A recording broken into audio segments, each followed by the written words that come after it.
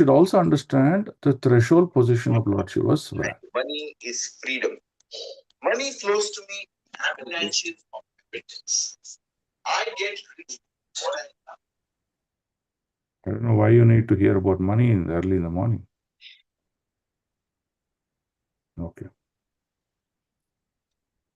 So Lord Shiva's wrath is present for a higher cause. Higher cause is what? Annihilation, right? Destruction. So when does destruction happen? Destruction, there is something called as full pralaya, and there is something called as partial pralaya. This partial pralaya has different intensities and occurs at different time periods of time. Okay. For example, there is a very mini pralaya kala, that is change of mood and consciousness and destruction at the end of every yuga itself, Divya Yuga. Okay, that means when we transition from Satya to Treta Yuga, Treta to Dwapara, Dwapara to Kali Yuga, there is some changes happening. Okay, that's also some sort of a pralaya. But pralaya kala, okay, let me talk about the next level. The next level of pralaya kala is like Manvantra. What is Manvantra? When the Manu changes. See, currently we started in this Dev Brahmaji, we started with Swayambhu Manu. And currently we are in Vaivasvata Manu. Okay. Now when we came to the Vaivasvata Manu, so how the Manu transitions? It transitions at the end of one Manvantra. Okay. So that time what happened? There is submerging. That means you've seen the Anda, the Earth globe. I mean, not Earth globe, the entire solar system, right?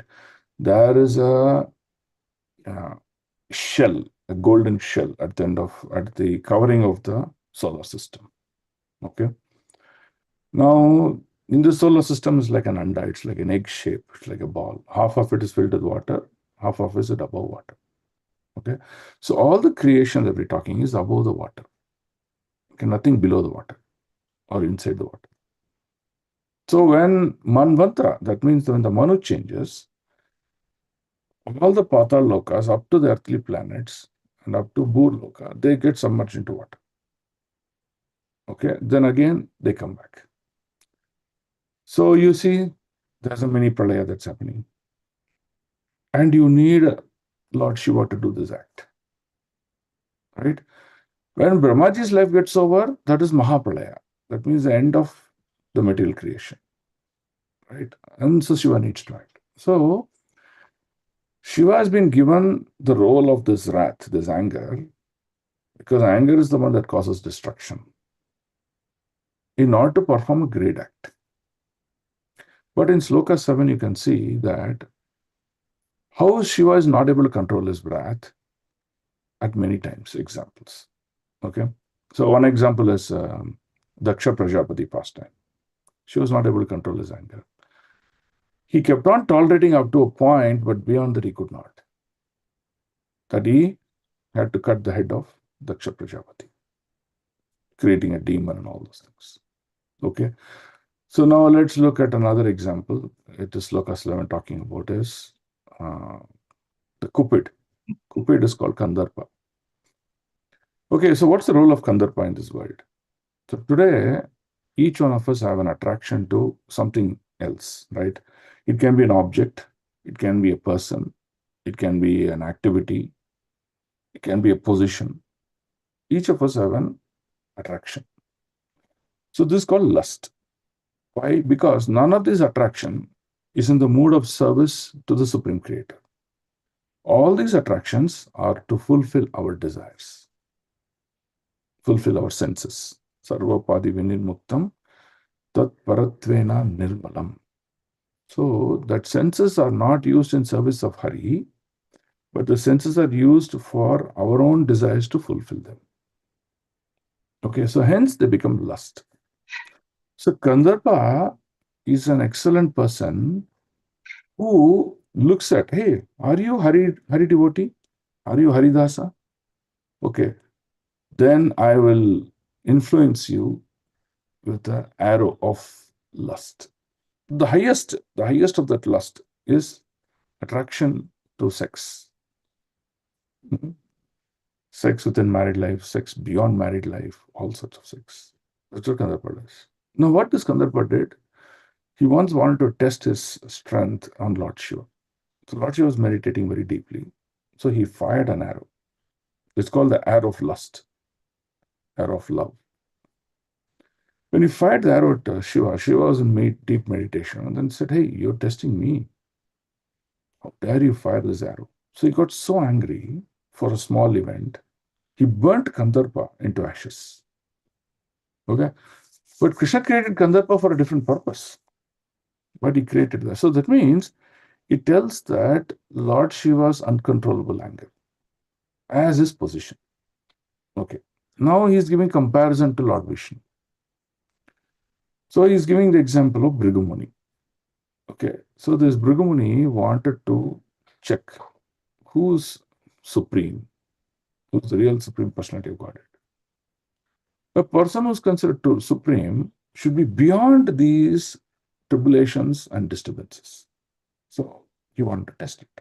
So what he did, he went everywhere and finally he went to Lord Vishnu. What he did, Vishnu, even though he went to Vishnu Loka, Vishnu was, in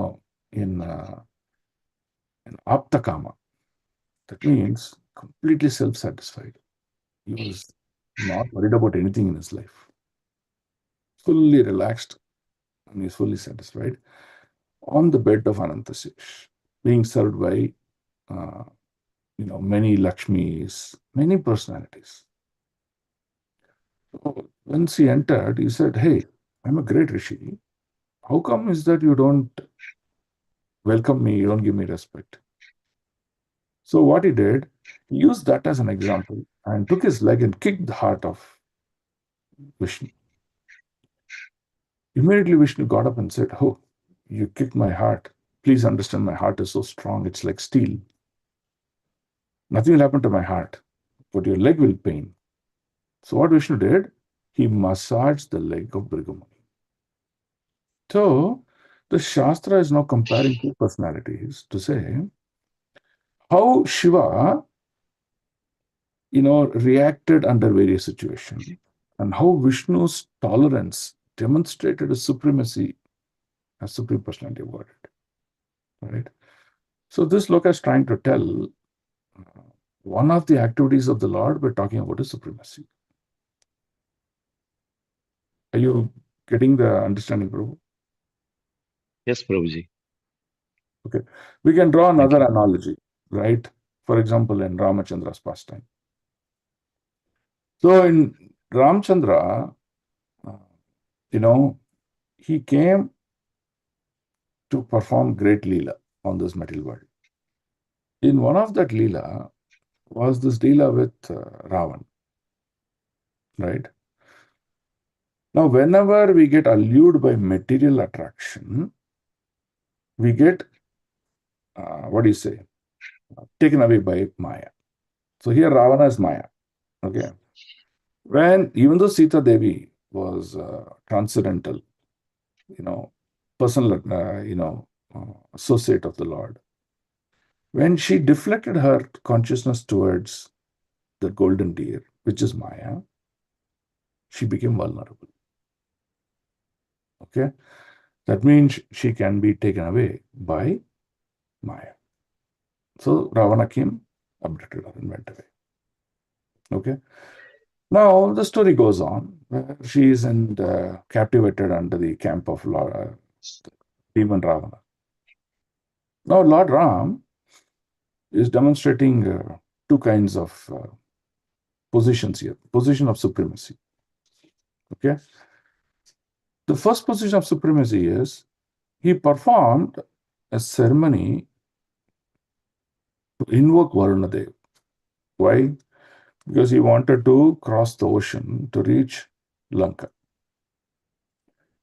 Now, when he performed an invocation ceremony, Varunadev did not appear. So Lord Ram did not do anything. He just opened his eyes in a state of anger and disturbance. That immediately, disturbed the entire ocean creation. And all the aquatics were about to be destroyed. And they saw that, oh God, my not being, acting on the request of the Lord is very dangerous. He immediately came out. He said, oh, Ram, I'm extremely sorry. What is that I can do for you? So you see the position of Lord Ram. Okay. Let's take another position. When Lord's representative Hanumanji, he went to Lanka. When he saw the personal consort of Lord Ram is being disturbed, and he saw the entire environment is adharmic, is irreligious. That is, the kingdom of Ravan was irreligiosity. He said, this place does not need to exist. As a representative, he just showed a little bit of anger and he burnt the entire Lanka. Okay, you can see position of Lord Ram, how powerful he is. Right? So we draw parallels. We draw parallels to understand the real position of the Lord that we are worshipping. Position of the Lord who is the cause of this creation. That's why these slokas are very important. When you read the puppets, they give you, it is not about just saying, oh, Krishna, ate butter. It's not about just saying Krishna played rasa dance and then commenting on that rasa dance. It's not that. You should understand each of these pastimes to its depth. Then you'll understand position of the Lord. That's what is important for us. Right? See, I'll give another example. See, in this sloka number 25, where we are on the screen. Are you showing 25 on the screen? Yeah. Yes, Prabhu. See, in this 25, this is a beautiful sloka where this Indra, he's got this Airavata. You know how Airavata came? Airavata came from Samudra Manthan. Samudra Manthan is nothing but the benediction of the Lord himself. Okay. Like how Dhanvantri came, how Amrit came, how various things came. Airavata also came, this elephant Airavata came out from the Samudra Manthan. That means when the Mandara mountains were being churned, many good things came. Out of this, one of the item is Airavata. When the elephant Airavata came, Lord ordered, let it be a servant of Indradev. So Airavata became servant of Indradev. That's why Indradev travels everywhere with that white elephant. Okay. Now, the beauty of this Indradev's army or this Airavata is, it cannot be defeated in any war. That's the beauty of that elephant. And what did Indra do? When this pastime of Lord attacking Ravana to destroy Lanka, Indradev came with this elephant and said, okay, I have this Airavata and I will use him to destroy Ravana. So he straight away took Airavata to trample Ravana. No, Ravana, what he did, he is a Rakshasa, right? He can expand himself big and small. So he expanded himself big here. And Airavata came and hit the chest of Ravana. The trunk of Airavata broke into pieces. That was the truth that happened. So Arjuna, Indra was bewildered. Oh my God. What sort of chest this Ravana is made up of? This Airavata, which cannot be defeated in any war in this creation, how can that be? The trunk of Airavata can be broken to pieces like this. So Indra was bewildered. But in reality, what happened? Lord Ramachandra's arrow pierced that same heart of Ravan and killed him. Right? So you have to understand position of the Lord. So many people claim many things. So you have to draw parallels. Okay, whatever you claim, what is Krishna's position? What are your claim? What is that person's position? Then we understand the supremacy of the Lord. Right? So one is to understand Lord in absolute terms, and another is to understand the Lord in relative terms. Both are very important. Right? So that's why these scheduled incarnations are very important. Now, what is the glory of the scheduled incarnation? I don't know how many of you understood this point. This is a conversation explained by Vyasdev to Parikshita. But what is he explaining? He's explaining a conversation between Brahmaji and Narada Muni. Okay? So Brahmaji is explaining Narada, about various questions Narada Muni asked. In that, one of the question is about the position of Lord. Who's the real glory? Because Narada ji got confused that Brahmaji is the Supreme Personality of Godhead. And Brahmaji is clarifying Narada. No, no, I'm not. Beyond me, there's a person. And what is his glory? Is what Brahmaji is explaining Narada. But in that, the beauty here is, in current state of the Canto 2, chapter 7, the pastimes of the Lord is yet to happen. Okay? The pastimes of the Lord is going to happen in the future, for which Brahmaji is explaining. This is what is going to unfold as events. So, you see, the mood of these pastimes written by our acharyas is really wonderful. It's not the content, it's the mood also. So that's why when we read it with great involvement, you will see the revelations happens in our life. Krishna can be understood by his causeless mercy, not by our speculation.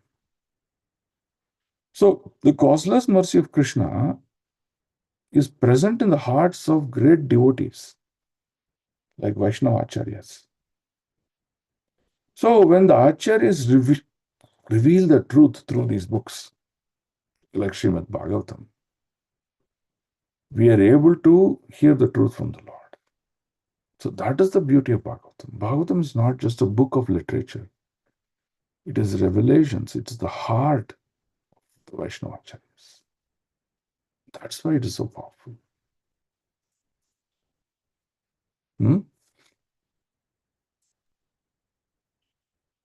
Okay, does it help all of you? A brilliant question, but we're trying to also Yes, Prabhu. Thanks, give Prabhu. a greater viewpoint of the whole thing.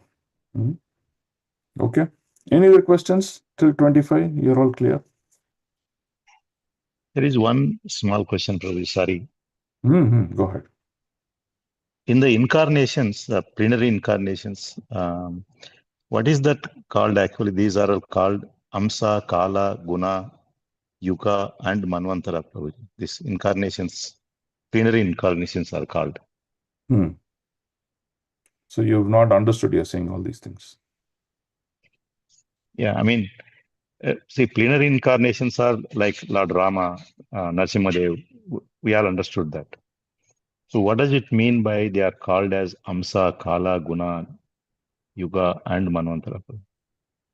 See, these are the qualitative expansions of the Lord. Okay.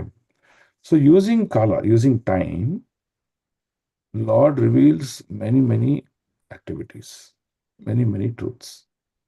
Because the human being is such that, okay, in one case scenario, we can understand Lord Krishna lifted Govardhan.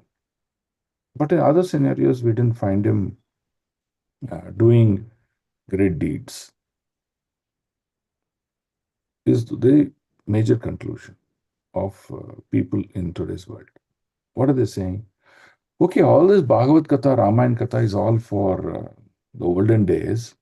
How does it applicable today? Is the question they will ask. Right? So, to make people understand that the eternality of position of Vishnu, and as time changes, how he also positions his expansions and energies to teach us is what we have to understand. Right? So, in those days, when people were bigger, longer in their life, stronger in their strength, the kind of activities Lord performs is different. But in Kali Yuga means what? Massive growth of irreligiosity. That is what is Kali Yuga. Right? Irreligiosity teaches forgiveness to the Lord. Forgetfulness to the Lord. Irreligiosity causes us to make sinful actions at all points in time. Irreligiosity's symptom is independence. That means I'm independent, I can do whatever. So like that, there are various symptoms of religiosity. And that is prominent in the fag end of the creation or maintenance. That's why Kali Yuga is considered the fag end of the maintenance. So, religiosity was very prominent in the beginning of creation, but religious kept on declining at the fag end of the creation. That's what you have to understand. So, Lord's activities at the starting of the creation and Lord's activities at the end of creation also would vary according to the state of consciousness and mind and evolution of human beings. And that's why you see various all these gunas, kala, all these things are being explained according to time, how it changes. Right? So, they are also energies of the Lord, which is called plenary energies of the Lord or expansions of the Lord. Okay, some are visible as personalities like Ramchandra, or Balrama, or Vamana. Some are in the form of energies, like gunas, right? Like kala, like time. You cannot see time, but you can only experience time because you're going through it. So these are also various aspects of the Lord. That's what it says, right? Now, if not for the Lord, time cannot move. So Lord in the form of time is present, right? If there's no gunas, there's no activities in this world. So Lord in the form of gunas are present here. That's what it means. Okay? Thanks, Prabhuji. Okay. Prabhu, Hare Krishna, Prabhu. Yes, Mataji. When we were going through this Rishabha Deva, there is a word mentioned as Jada Yoga. Can we compare this Jada Yoga to our Jada Bharata? I think Jada Bharata must be in higher. No, not compared to Jada Bharata. Okay. Jada Yoga here refers to activities like what you do today, yoga, no? You do exercise today, right? But in that exercise, in the today's exercise of yoga, you see there's examples like Surya Namaskar, there is meditative postures, there is different kind of postures. Now, the purpose of all these meditative posture is to stable our mind so that we can sit and concentrate on the Lord. Okay. But what today is happening is we are doing these yogic practices just to maintain our body, not about our mind and our consciousness. Yes, Prabhu. So only a portion of this yoga is being taken and followed now, not the full aspect of the yoga. So hence, such practices of yoga becomes Jada yoga. Okay. Jada Bharata, you cannot draw parallels here. Okay. Now, Bharat Maharaj, who could not complete his journey of life, took the body of a deer. And again, from the body of the deer, he took another body of a human being. He is also called Bharat. But that Bharata was demonstrating ignorance, though he was not ignorant. Okay, Prabhu. Why he was demonstrating ignorance? So, for example, now let's say you're in a, I don't want to say this, but I'm saying this for understanding. Don't apply for anyone for that matter in your KC life. Okay. Now, for example, if I'm very intelligent, if I'm very, what do you say, active in doing many of these activities, the tendency of this material world is to engage you because, oh, you have a talent, we have to benefit out of the talent. Right? So why does a person hire you in a job today? Because you have talent. He can get things done with you. So he will pay you. So in today's world, what happening? A lot of mundane activities are going on. So hence, they will engage us in those mundane activities. Now, Bharata was very clear. If he does things that are non-Krishna conscious, again he will take birth in this material. Okay, which he says, I don't want. So hence what he did, he behaved externally like a jada. What is a jada? Enuku prayojana illa, like that. Correct. What will you do with such a person? No use. No use, you will just ignore him. Yeah, waste upon. ಆವಾಗ ಏನಾಗುತ್ತೆ, when you are ignored, then you have all your time. Mm, Your mm. consciousness is preserved because you're not engaged in any mundane activities. But internally, he was meditating on the Lord all the time. Mm. So people concocted or connotated a name for him called as Jada Bharat. But actually, he was Highly elevated. highly elevated. Mm. In fact, Bhagavatham, Prabhupada writes that Bharata, Jada Bharata, was in Krishna Prema state, Mm. right from his young age till death. And he went back home, back to Godhead. Okay, Prabhu. Okay. Yes, So please. drawing parallel also should be very clear. Mm. Then you should draw parallel. Okay. Thank you, Prabhu. Yeah, Hare Hare Krishna. Krishna. Okay. So if there are no more questions, then we shall move forward with continue to read. Okay. So now, what is the conclusion till 25? What's the summary conclusion? Okay, we'll just share the document because it looks like many of you have not read it. Okay. So in the first 25 verses, I took that and I wrote this document just to give you a conclusive understanding of 25 verses. Okay. Now in these 25 verses, you can see the many aspects of the position of Lord is established. If the position of Lord is established, our position in relationship to the Lord should also be established. If we don't understand our position in relationship to the Lord, then we are doing activities that are not in sync with the Lord's desire and plan. And that causes material bondage. Okay. So now you look at it at the end of this. Yeah. So we'll read from 10 up to this conclusion. Okay. A sane man knows that all material possessions are temporary, and that the best use of such possessions is to engage them in service of the Lord. Now remember, Prabhupada is not telling reject all your material possessions. That's what many devotees do of. Prabhupada never said reject all your material possessions. He said use your material possessions in service. See, there's a big difference between these two. If you reject your material possessions, that means you're not understanding this material opulence is also opulence of the Lord. That is given to you for some purpose. So, engage them in service of Krishna that fulfills the purpose. Okay? Second, engage them in service of the Lord so the Lord may be pleased with him and award him a permanent place in Parandhama.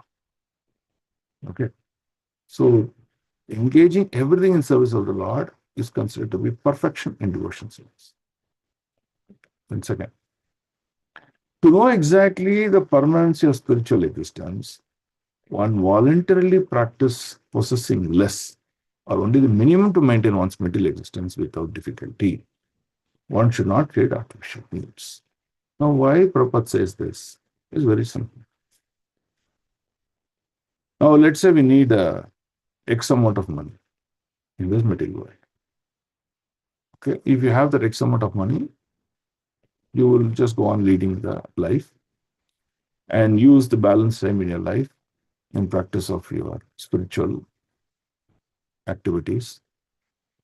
And you will not have anything excess to play around with your material nonsense. Now, let's say you possess extremely excess material opulence. You don't know what to do with it. Neither you will have the heart to give it away. What will you do? You will somehow try to perfect that. You will somehow try to give different form, shape to it. And that will engage your time on material activities. Right? So, for example, let's say someone has 100 crores of rupees. He need not have so much money. But even though his consciousness is practicing KC, but he will spend time in managing that 100 crores of rupees all the time. So it's a problem. So that's what Prabhupada says, that artificially increasing our possessions, artificially increasing our activities causes bondage. So he says, don't. Limit. This is what you need. Be done with it. Is this clear? Is this clear? Yes, Prabhu. Prabhu. Okay. Now let's look at point number 12. Lord Brahma says, when the world is overburdened, the fighting strength of the kings who have no faith in God, just to diminish the distress of the world, Lord Krishna descends with plenary portion. Okay. So, for example, in the previous yuga, we saw Parshuram, he came because the kings were overburdening the society. The rule of the king is what? What's the position of a king? Is the king the absolute owner of the kingdom? No, he is not. He is awarded that position by someone, either by his father or by, in a democratic state, by the people of the kingdom, or by God. So he's been given that position. So what is he supposed to do? The king may be the head of the state, but he is the caretaker of the kingdom. He is not the owner of the kingdom. That's what he has to understand. Right? So, for example, today in our state, is chief minister the owner of the state? No.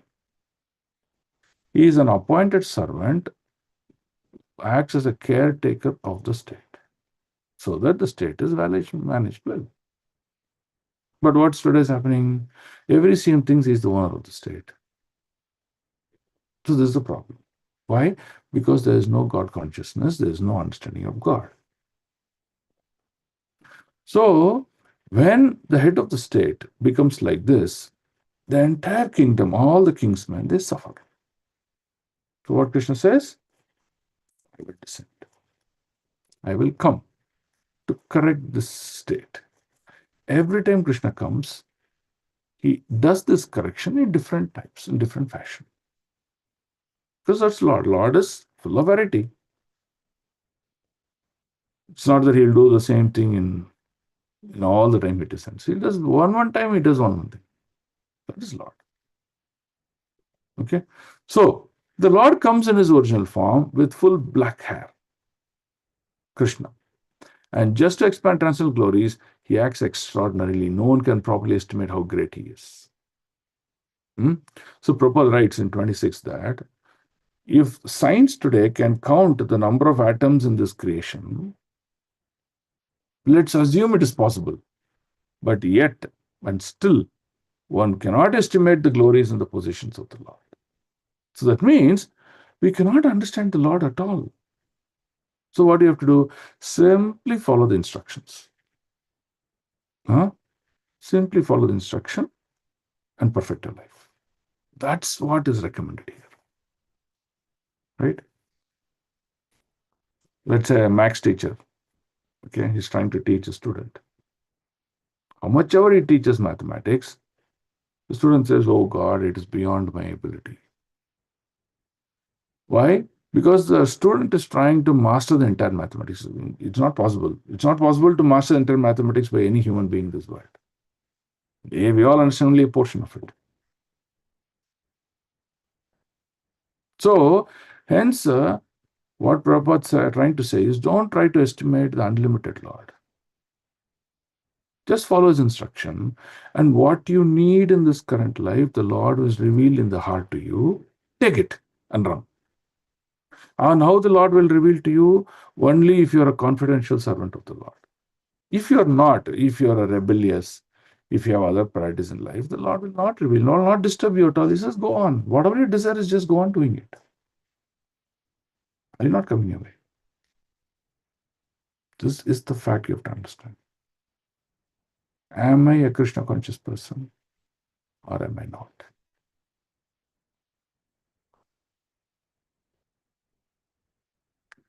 Okay, so that's the conclusion.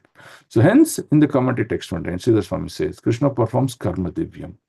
That means karma divya means something really, phenomenal. What transcendental it is. And it's karma activities that are divyam in nature. That's karma divyam. Superhuman acts to inspire our faith. Right? He says, yeah, I can do all these things. Conclusion. Thus, Krishna incarnates along with Balarama to demonstrate his wonderful pastimes. No one can estimate his greatness. His body is transcendental, and he comes not exactly to diminish earth's burden, but to exhibit his transcendental activities. The diminution of the earth is a byproduct of his transcendental activities. These activities create subjects. Subjects means what? Oh, topics. Oh, Krishna came. He killed Arishtasura. Krishna came. He fired a weapon that pierced, the 7 layers of this creation. So like that, his activities are beyond imagination, and that becomes a subject matter of discussion. How? So, for example, let's say Modi ji comes to Bangalore. Immediately you'll see subject matter of discussion for many people. Hey, you know what? His car was like that. His dress was like that. His security guard was like that. He was charming. He was this. He was that. See, it becomes subject matter.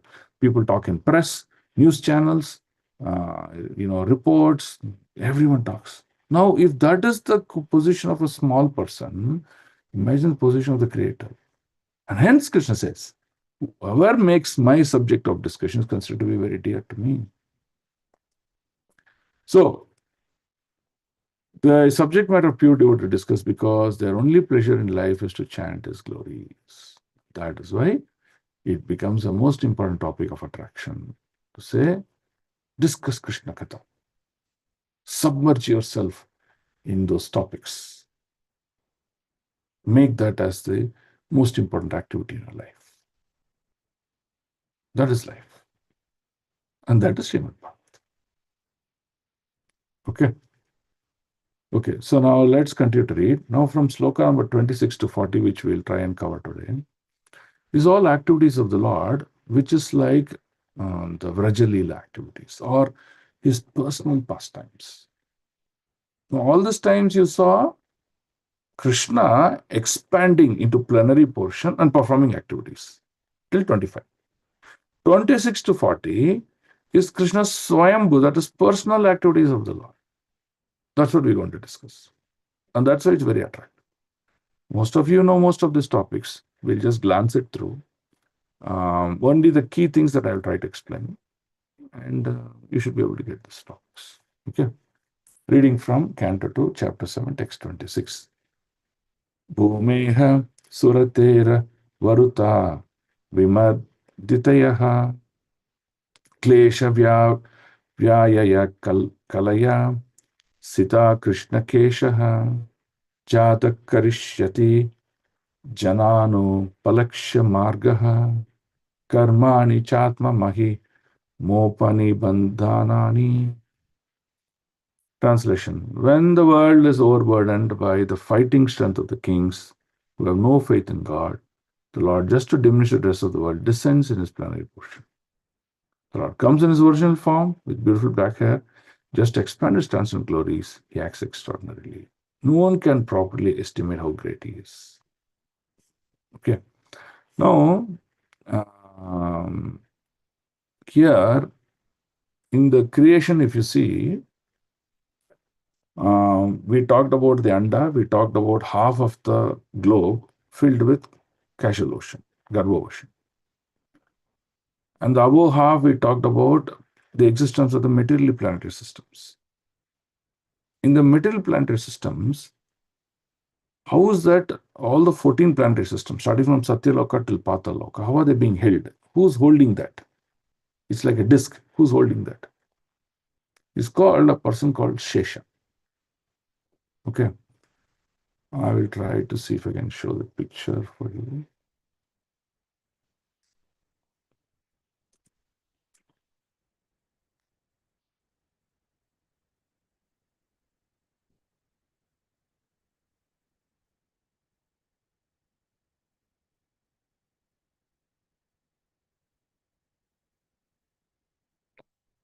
These pictures are all not correct.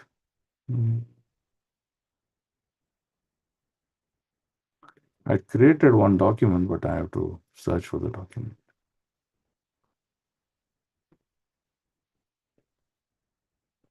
Okay, I have something very close, but it's not accurate, but I will show this. Okay, see, you see, this is the shell of Brahmanda. You see, this is the shell of the material universe. Can you see? Are you able to see my cursor movement? Yes, Prabhu. Yes, Prabhu. Can you see, this is called as the golden shell. See how I'm moving my cursor. Right? So the outer surface. of the golden shell. Okay. Now this is the Garbha ocean we talked about, right? So this is the bottom part. Okay. This is water. And this is ether. This full is ether. Okay. So in this ether, you see, starting from Brahmaloka, you have till Vasatala Patala Loka. See, these are 14 planetary systems. This is the shape of the 14 planetary system. Okay. So now you see we are in Bhuloka here, earthly realm. See here. Okay. And we have the sun, which is going around and giving us sunlight. Okay. So this is clear, right? Okay, good. Now, if you look at it, see, there is something called Ananta Sesha. Actually, it's not Ananta Sesha, it's just called Sesha. Okay. Ananta Sesha refers to expansions of Balaram. Here he's called just Sesha. But why is he sometimes referred to as Ananta? Means Shesha, who's speaking about Ananta means unlimited.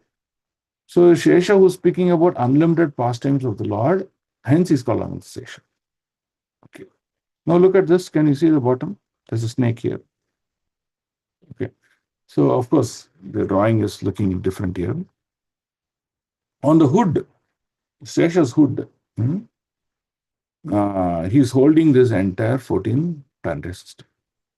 This 14 planetary system are resting on the hood of Sesha. Okay. So now we'll not go into the pastime of Sesha, but I will just conclude one important aspect of this Sesha. This Sesha is actually is brother of Garuda, Garuda Devata, who is a Vahana of Vishnu. He's a brother of Garuda Devata. So what he does is, he does a lot of tapasya. There's a big story, I'll not go into the story now. He does a lot of tapasya, and then he attracts mercy of Brahmaji. So Brahmaji appears and he asks him, Shesha, what do you want? Shesha says, I want to have a meaningful aspect of my life. What should I do? Give me some service. So this happened at the time of creation. When Brahmaji was about to begin creation now. He said, okay, I'll first create the planets. I'll create various lokas. At the time it happened. So Brahmaji said, okay, good. I'm going to create all these lokas now, starting from Brahmaloka all the way till Patal Loka. I need some place for all these things to rest, hold.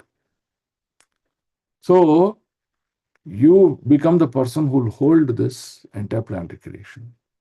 So can you do that service? So Sesha said, oh, very happy, I'll do that for you. So Brahmaji empowered Sesha as a person who, see, snake can float on water. Okay, so Sesha floated on the Garbha ocean, and by his floating, on his hood, he entirely held this entire Brahmaloka, all this 14 planet system. Then Sesha asked a question, what do I just do holding all this planetary system? Give me some activity. I just can't keep silent and keep holding it. It's meaningless for me. Brahmaji was very pleased with him. He said, brilliant. He revealed the entire Srimad Bhagavatam that he heard from Lord Vishnu, just like how he'll reveal to Narada. He also revealed that to Sesha. And what Sesha did, I'm going to speak about the glories of the Lord. So this Sesha is the one who speaks about the glories of the Lord. Okay. So then, how long should I speak? The Sesha is asking. For Brahmaji replied that, see, you will have unlimited pastimes of the Lord. When you speak and you finish all the recitation of all the pastimes of the Lord, I would have grown 100 years of age. Brahmaji would have completed his life cycle of his life, and this entire creation should die. Because once I die, this cannot exist. So it is actually this Shesha is empowered by Brahmaji to finish the pastime, which will also end the 100 years of Brahmaji and the conclusion of this material creation. So what Shesha will do at the end of the 100 years of age of Brahma, he will stop recitation of the pastime. Instead, he will throw fire out of his eyes and he'll burn. So the burning will happen from the Patalok all the way, slowly he'll reach all the way up to Brahmalok and he'll die. This entire thing will submerge. Right?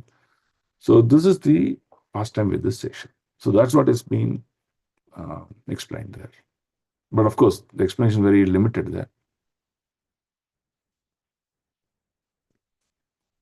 Okay. So this is very limited here. So where he is trying to tell about the glories of Krishna. Okay. Then, now the question is, why the Lord, who is omnipotent, who comes to diminish the burden created of the world by unscrupulous kingly order, the certain Lord does not need to come here personally for such purpose. How? What is the proof that the Lord need not come to this material world to destroy these bad people? The pastime was enabled by Kapila Dev. So you all know the pastime of what is his name? This king who comes in search of the horse which was taken away by Indradev. I think Anshuman. This king is called Anshuman. So when he sent all his, because it was supposed to be performed Ashwamedha Yajna. So Indra got very disturbed and he stole the horse. And what did he do? He kept the horse in the location where Kapila Dev was residing, in that area. So when the 60,000 the children of Anshuman, they came in search of the horse, they found the horse. But they saw Kapila Dev there. So what did they do? They concluded that Kapila Dev is the one who stole this horse, and they were coming to attack Kapila Dev. At the time, what Kapila Dev did? Kapila Dev is none other than Krishna himself, or expansion of the Lord. He just increased the body temperature of all the 60,000 soldiers who came to attack. In a matter of few seconds, the body temperature increased so much that they all got burnt into ashes. That's it. See how the Lord can kill? Just in a fraction of a second. So that means to kill all these adharmic people, the Lord just needs a fraction of a second. So the Lord did not even come here. The Lord sitting in Vaikuntha Loka did not even come to the material world. Then why does he come? That's what is explained here. But he actually designs to exhibit his transcendental activities in order to encourage his pure devotees. That's why you see Lord's activities are really, best thriller movie, the best action movie, the best love story, the best romance story, the best drama. Whatever titles you have in the material world, all those things can be given to Lord's activities. Who want to enjoy life by chanting the glories of the Lord. So that means the Lord comes for the sake of devotees. So you see how he is a caretaker. In the Bhagavad Gita, it is stated, Mahatmas, great devotees of the Lord, take pleasure in chanting the activities of the Lord. All Vedic literature meant for turning one's attention towards Lord and his transcendental activities. Right? So how? So the entire body of the Lord, Mahavishnu, okay, he's resonating the Vedic hymns, the entire body. Okay, so when the Lord breathes, through his breath, through his nostrils, all the Vedas manifest. So that's why you see, when the Lord breathes out, many andas or the material creations has been formed, and they're all Vedas personified. What is the conclusion of the Vedas? The Vedas teach many material subjects, 64 subjects, different subjects. And the conclusion of all the subjects is what? To be in service of the Lord. But what are we doing? For example, the Vedas subject teaches military science. One of the Vedic subjects is military science.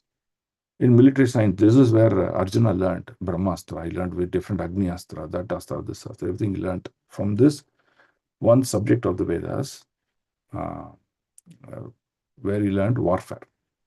Okay. Now, what are we doing now? We are also doing warfare, like what happened in Mahabharata. There is warfare between India, Pakistan, America and Russia. Like now, America, Venezuela, and war is going on.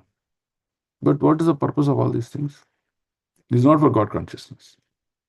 is personal agenda. So that's how you see the difference, right? So rather than taking the Veda Shastra in the right purpose and spirit, we are misusing the knowledge of Veda Shastra for mundane activities. So thus the activities of the Lord in his dealings with worldly people create a subject matter for discussion by his pure devotees. So hence, activities of the Lord are all interconnected in the Veda Shastra, and one have to learn that or discuss that, and that is perfection of human life. Okay. Now let's read 27. Tokena jiva haranam yat ulukkikayas trai masikasya cha pada shakato apravatah yat ringat tantaragateena divi sprishorva unmoolanam tva itarattarjuna yorna bhavyam. There is no doubt about Lord Krishna's being the Supreme Lord. Your Otherwise, screen is not terrible. huh? Screen is not same on the display. Screen, I'm not sharing. What is share? Oh, I'm sharing here. Oh, I'm sorry. Okay. Okay. Is it visible, Prabhu? Yes, Prabhu, now is better. Yes. Okay. Thank you. So, translation. There's no doubt about Lord Krishna's being the Supreme Lord. Otherwise, how was it possible for him to kill a giant demon like Putana when he was just a lap of his mother? To overturn a cart with his leg when he was only 3 months old? A uproot pair of Arjuna trees so high that they touched the sky. He was only crawling. All these activities are impossible for anyone other than the Lord himself. Right? So, in the previous sloka, we learned the purpose of Lord coming is just to nourish the devotees. When the Lord comes, his activities are discussed not only during that time period, but post years and ages and yugas, it's being discussed. And that makes one's life perfect. Okay? We also discussed why the Lord can finish off anyone just by fraction of a second. What Lord does for his attraction of the devotees. Okay. Now in this sloka, we are going to discuss about what sort of activities Lord performed when he comes. So you know these pastimes. What's the first pastime? The Putana pastime. What's the glory of Putana pastime? Who can tell? Tell me one glory of the Putana pastime. She was a pseudo guru, Prabhu, and she tried to. So that is meaning one glory of the pastime. Yeah, he has given the place of mother for Putana because she has had two intentions. She wanted to feed him and also she wanted to kill him in the previous birth. So she comes in the form of Putana. She's Okay, so he gives him a nursing position. But the most important aspect in the Putana pastime you have to conclude is Lord was a toddler. Not even a toddler, I think so. I think he did not even overturn, I suppose. Putana month. So he was so small, and yet he performed a pastime which is not possible by any human being at any time. So the conclusion of the Acharya is even at birth, when Lord told Vasudeva to take him to Vrindavan and perform this great pastime, even at birth, Lord is a Lord. Lord cannot be manufactured. No one can practice that I should realize Brahman and become Lord. No one should say, I will do this yoga and become Lord. It is not possible, is what is the conclusion here. Okay? So the Lord is Lord at all times. And in the previous verse, what we said, Lord's descent is already predicted, and that's what Brahmaji told to Naradaji. That means every activity that is going to unfold is already being determined. It is not that something is going to happen accidentally. That is a plan. Okay? So these are two factors you have to remember. Okay? Then overturning the cart. Who can speak about one conclusion of overturning the cart? Anyone can speak. You take turns. You all know this pastime.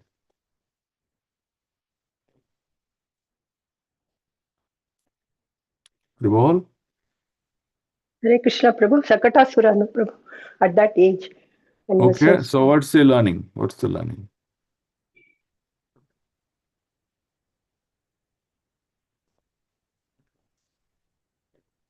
What? No one's speaking. This pastime is so easy. And still no one wants. Okay, Ashish Sharma. Yes, Prabhu. Yes, Prabhu, Hare Krishna, Dharmatram. So Hare Krishna. again, as we compare, similar to the Putna's pastime, Hmm. wherein Krishna was not even a year, say few months. Few months. Similarly, with his just a touch of a thumb, he just put Leg. it in the sky. Yeah. Hmm. So the similar kind of you know Okay. So there you should see the cart is not like the cart that we use today. Today's wooden cart may be about 100, 200 kilos of weight. But this cart is explained in Bhagavatam. It is so big and so heavy. It needed many men to pull the cart in. Okay. So Krishna was a baby, he was under the cart, and then what happened? He just kicked it, and the cart, blew into pieces, right? And of course, it killed the Asura also. So you can see, at his childbirth only, Lord Krishna was a god. Okay, good. Then third is, uprooted a pair of Arjuna trees so high that they touched the sky when he was only crawling. Okay, who can explain this pastime? Conclusion of this pastime. Please come forward very quickly.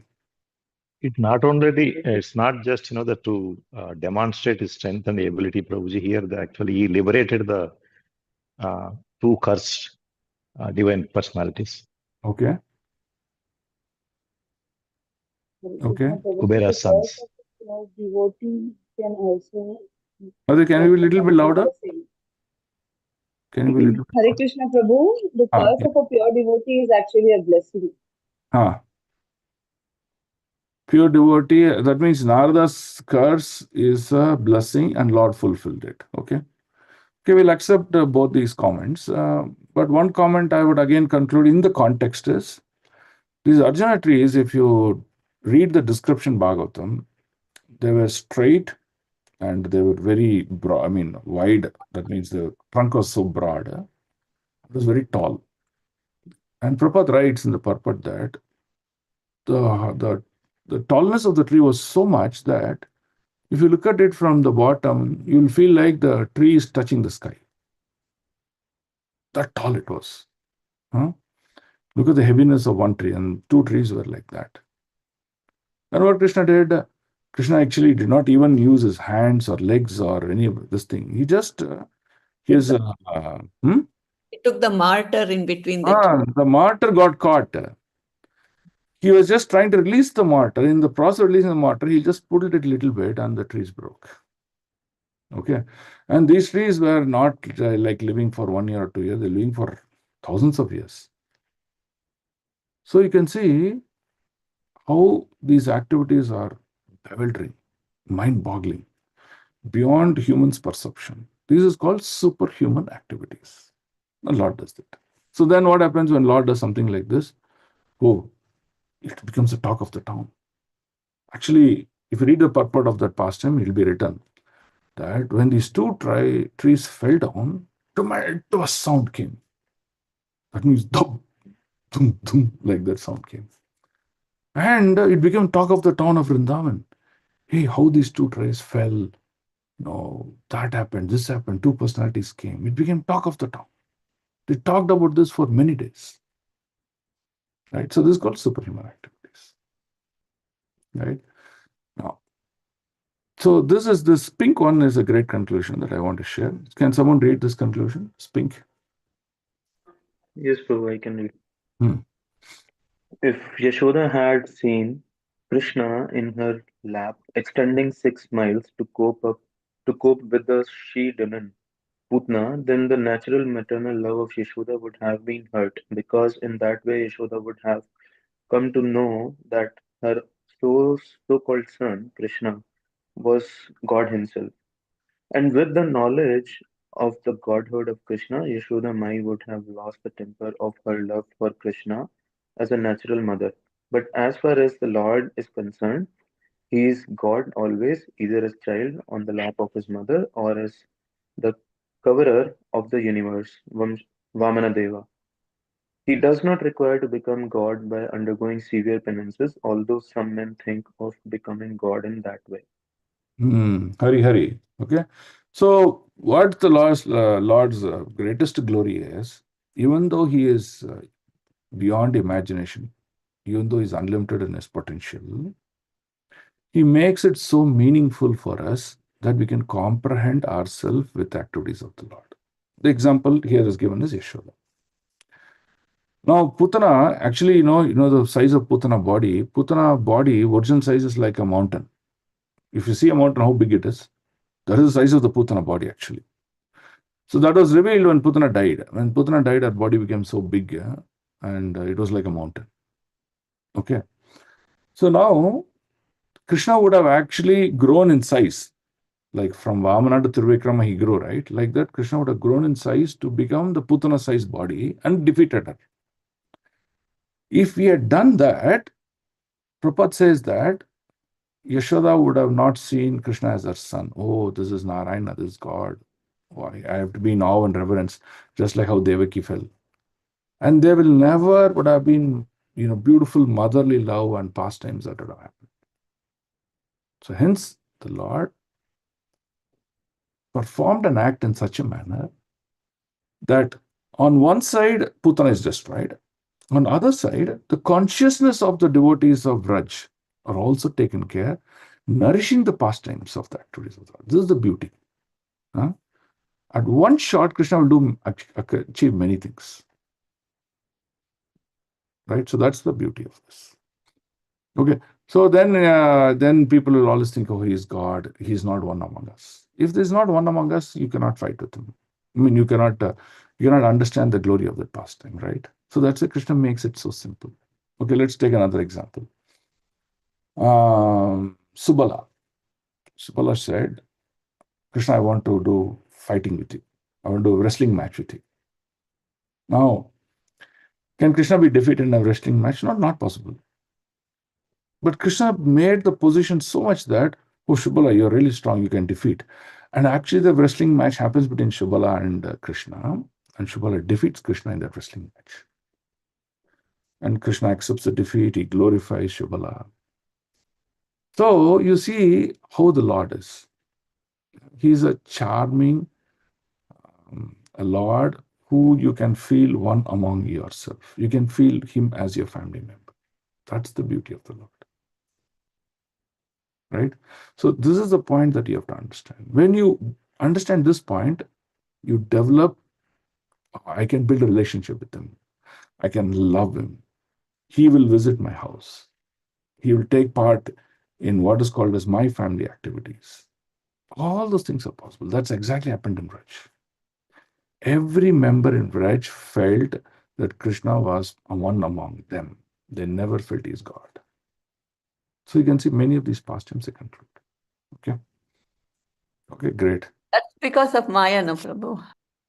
No, that is because of his spiritual, the Yoga Maya. Using that, he ensures that these things are taken care. Okay.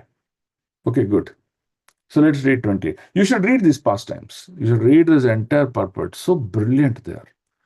You will not keep the book down. That brilliant these are. Right? So please, after the class, go read the purports. These are all written for your benefit. They're not just written for time pass. Please read the purports. 28. Yadvai vraje vrajapusham vishato yapitan palamstva ajivayad anugraha drishti vrishtya tachudaye ativishavirya vilola jivam Uchchad Yashyad Uragam Virahan Hridayanyam Hridayanam. Then also when the cowherd boys and their animals drank the poison water of the river, Yamuna, And after that, the Lord, in his childhood, revived them by merciful glance. Just to purify the water of river Yamuna, he jumped into it. And we were playing and chastised the venomous Kalia snake, which was lurking there, its tongue emitting waves of poison. Who can perform such Herculean task by the Supreme Lord? Right? So this pastime talks a lot of brilliance here. So you all know the pastime of Kalia pastime, right? Where Krishna danced on the hoods of Kalia, right? So let's drop some parallels here. Okay.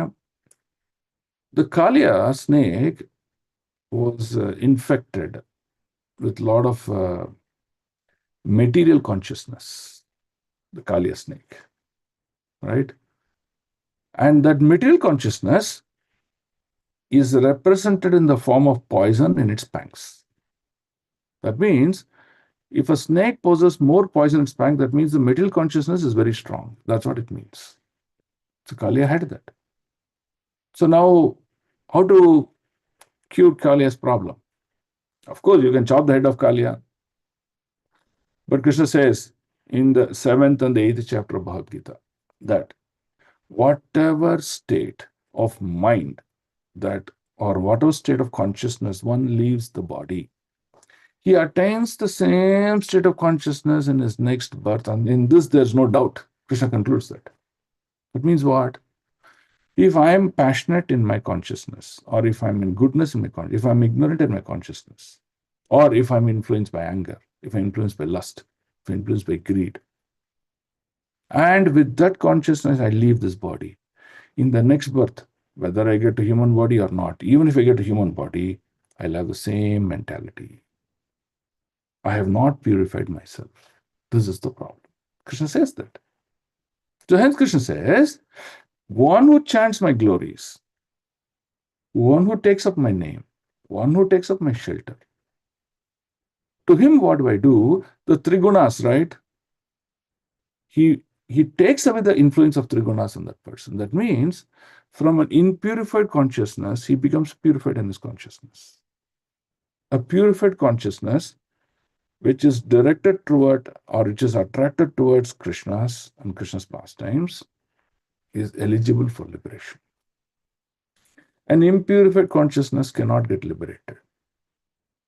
So hence the practice of Krishna consciousness sadhana, that is either it is Vaidhiya Bhakti or Raganuga Bhakti, is very, very important for someone to come into the state of liberation. Okay? So this is very, very important. Now, Krishna wanted Kaliya to get liberated. So, rather than chopping the head of Kaliya, what he did, he danced on the hoods of Kaliya. So every time when he danced, for example, in Bharatanatyam, what do you do? You will see they'll stand and only one leg they'll hit on the floor. That. They'll hit. Like that, what Krishna did? He stood on one head and hit with this, or he kicked with his leg on the hood of the snake. What happened? The kick was so powerful that it coughed up all the poison. The pangs became empty. It coughed up. So once the poison came out of Kaliya, the Kaliya started to see the truth. It is no more influenced by the material gunas. It started to see the truth. When it started to experience the truth, the Kaliya became completely purified. Krishna performed that act to liberate Kaliya. But on the other hand, what happened? Look at the parallel. Huh? He just not just took a stick and then hit it like this. He danced on the hoods of the Kaliya, which looked like Lord performing a great art, an art of dance. Such wonderful he danced. He performed two acts. One is nourished the devotees' hearts. What a dance it was. Even today, this Kalinga Nardanam has been demonstrated by many dance cultures in their performances. Right? Look at it. One side, he dances and causes attraction to the heart of devotees. Another side is liberating Kaliya and removing all the poison or the material gunas out of the heart of Kaliya. Right? He did that. So what happened? All these material gunas in the form of poison, they came into the Yamuna river and it infected the Yamuna river. How much it was? It was so poisonous You didn't, the friends of Krishna did not even drink that water. They were just standing there. The poison was so much that it became fumes. Like, for example, when you heat water, you will get steam, right? Like it became fumes. Just inhalating the fumes only, they became unconscious. What Krishna did, just by the touch of the devotees, all those ill effects, it went away. And what did Krishna do? Okay, let's go for a swim. He jumped into Yamuna River, and by the touch of Krishna onto the Yamuna River completely got purified. So you see, these are called acts of Krishna. It cannot be done by anyone. It cannot be even explained by anyone. So you should know what sort of Lord he is and what sort of Lord I'm going to get attracted to. And your sadhana should not just be about mundane practice of chanting. It should be with so much of love, so much of dedication that you just want to love to chant, to call out his names. That should be the qualitative chanting we should increase. And that is what these pastimes they help us with. Okay? Are you getting infected with Krishna's pastimes? Yes, Prabhu. Yes, Prabhu. Yes, Prabhu. See, can you see the depth of every pastime? Can you see every depth of every story in narrations? Yes, Prabhu. It cannot be read or heard from a non-devotee. It cannot be read in a book and just say this is what it is. No, there's so much depth into it. So when you read with depth, it will lead to one fact. That is this. That comes in, it comes in Sloka 40. Yeah. Anyway, we have some more pastimes to read. Next class we can read. So the performance of these pastimes, they increase our love for Krishna. They increase our eagerness to hear more about the Lord. They increase our eagerness to call out his names. It increases our eagerness. Let's serve Krishna something. He's done so much. Let's do some service to him. That will please him. That is what will make one to give away all the material activities and take up transcendental activities on a full-time basis. If our heart has not melted for Krishna, for whatever he has done for us in our life, then our heart is made of steel. It's not melting at all. The Hare Krishna mantra, which can penetrate this entire material universe. I told you, the material universe contains a golden shell. Okay. It cannot be penetrated at all. But the Hare Krishna mantra from the spiritual world can penetrate that golden shell and enter into the material world, enter into each and every heart and soften their hearts. But if such a mantra cannot melt our heart, that means you can see what is the quality of our consciousness. That is why we are not developing love. That's why we have so much of hatred. That's why we have so much of difficulty in practicing, so much resistance. Why should I? So love transforms. Okay? Love for Krishna transforms this world. So let's focus on that. Okay? So we'll give a pause here, and in the next class, we'll try to complete as much as possible. Maximum 1 to 2 classes, this chapter will be done. Okay? But this chapter is actually one of the crest jewel of the entire Canto 2. I love this chapter a lot compared to all other chapters in Canto 2. Okay? So this is one of my favorite chapters.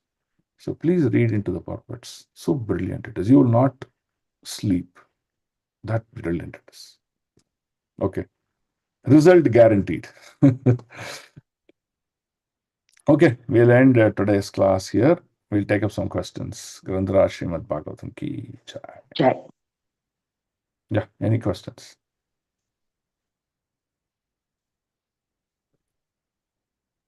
Prabhu, what is happening here is we are understanding the story so well, Prabhu. Huh. But when we have to explain it, it should be in such a this thing that the opposite person has to understand the Lord's inconceivable energy, na Prabhu. So we have to go to that stage of explaining. Whatever you're telling, it is going very easily to the head. But how to go to that stage, Prabhu? Of As explaining. your involvement and meditation on the Lord, Mataji. If you like the subject, you'll go deeper. If you don't like the subject, you'll go shallow. If you want swimming, great swimmers, they go deep dive. Part-time swimmers, they float. Okay. So if you love the subject, if you love the Lord, you go deeper. So my dedication to it, the subject is more important. Yeah, very important. Okay. Mataji, you're a graduate of which subject, Mataji? BSc, Prabhu. BSc what? PCM, Physics, Chemistry, Mathematics. No, there'll be one subject now, which is like BSc Biology, like that will be something. Nothing, Prabhu. It was PCM, that's all. Those days, Prabhu. 80s. So now in entire 3 years of BSc, how many subjects have you read? We had all the physics, chemistry, mathematics. Totally, give me a count. It'll be what, about 15 papers totally? Okay, yes, Prabhu. Okay. So out of these 15 papers, you would have loved one subject the most. Yeah, correct. Yes. You get the point? Yes. And when you love that most, you will read that the most, you will practice that the most. Correct. Yes, Prabhu. And you would have become an expert in that. Botany. Yeah. So similarly, if you love Bhagavatam the most, you will become an expert in that. If you don't love Bhagavatam, you will find reasons not to read it. Correct. Okay, Prabhu. Okay. You will find reasons not to get involved deeper. That's the whole point. Yes, Okay. Prabhu. Thank you, Prabhu. So now what are we trying to do? We are trying to find a valid reason that why should I love Bhagavatam? So if that validity is proven in my heart, I love Bhagavatam. I'll keep reading it every day. Even if I don't read, for example, I don't read every day, but I meditate on it every day. Every time I get chance, I'll meditate on it. For example, yesterday I went to the farm. Driver was driving. So I was sitting and then I used to keep on recollecting various pastimes. Right? So you can do that. Anything is acceptable. Please do it. Yes, Prabhu. Thank you, Prabhu. Any point in time, let's say we die. The Yamadutas will open our heart and see. What is there in our heart? It can be Vishnu Tudas or Yamadutas, whoever it may be. If they open our heart, they should only see Srimad Bhagavatam. Thank you, Prabhu. Hare Krishna. Okay. Thank you, Mataji. Prabhu, Yamadutas will not come anywhere near, even in our dreams, Prabhu. Okay, I just said someone. Good. Thank you for giving that affirmative statement. Any other questions? Okay. I hope you all enjoyed today's morning Bhagavatam narrations. Yes, Mataji. Hare Krishna Prabhuji, Dandvat Pranam. Dandvat Nice Pranam. class, Prabhuji. I have a request which is not related to this Bhagavatam, but if you could please cover the story of Gopakumar from Bhagavatamrita in one of your sessions, it would be nice, Prabhu. The essence of it and how we approach that story. Okay, but that will take at least minimum 2 classes. It's a little bit longer it is. Or in a different class also, it's fine. We're not in the Bhagavatam reading. Okay, what we'll do, Mataji, will end of Canto 2. Canto 2 is what, another 2 more chapters, that's all. So end of Canto 2, we'll do that. Thank you so much, Prabhu. Okay, so we'll do that Gopakumara from Brihad Bhagavatam. It's also very interesting. We'll do that and then we'll nourish that. We'll do about 2 classes we'll do. If it extends also, no problem, we'll do. And that we'll cover the end of Canto 2, because between Canto 2 and Canto 3, again, we'll be opening for registrations of many people. So at the time, we'll have some time, we can do that. Thank you so much, Prabhu. Alaji, please remind me at least 1 or 2 weeks before so that I'll do it. Otherwise, I'll forget. Okay. Thank you. Hare Krishna. Thank you. Any other questions? Are we done?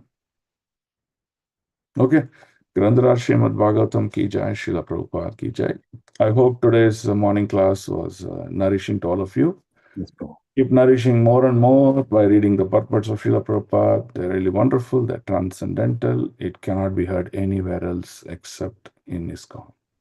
Okay. Grandharaj Srimad Bhagavatam ki jai, Srila Prabhupada ki jai. Vancha kalpatarubhyascha kripa sindhubhyevacha. Patitanam pavanebhyo vaishnavebhyo namo namo. Ananta koti Vaishnavanda ki jai. Vaishnava Thakur Srila Prabhupada ki jai. Om Tat Sat. Thank you, Hare Krishna, Prabhu. Dandavat Pranam. Hare Thank you, Krishna. Prabhuji. Dandavat Hare Pranam. Krishna. Dandavat Pranam. Hare Krishna, Prabhuji, Dandavat Pranam. Hare Krishna, Dandavat Pranam. Hare Krishna, Prabhu, Dandavat Pranam. Hare Krishna. Dandavat Pranam, Prabhu. Hare Krishna Prabhu, Dandvat Pranam. Thank you so much, Prabhu. Dandavat Pranam. Hare Krishna Prabhu, Dandavat Pranam. Hare Krishna. Hare Krishna Prabhu, Dandavat Pranam. Dandavat Pranam.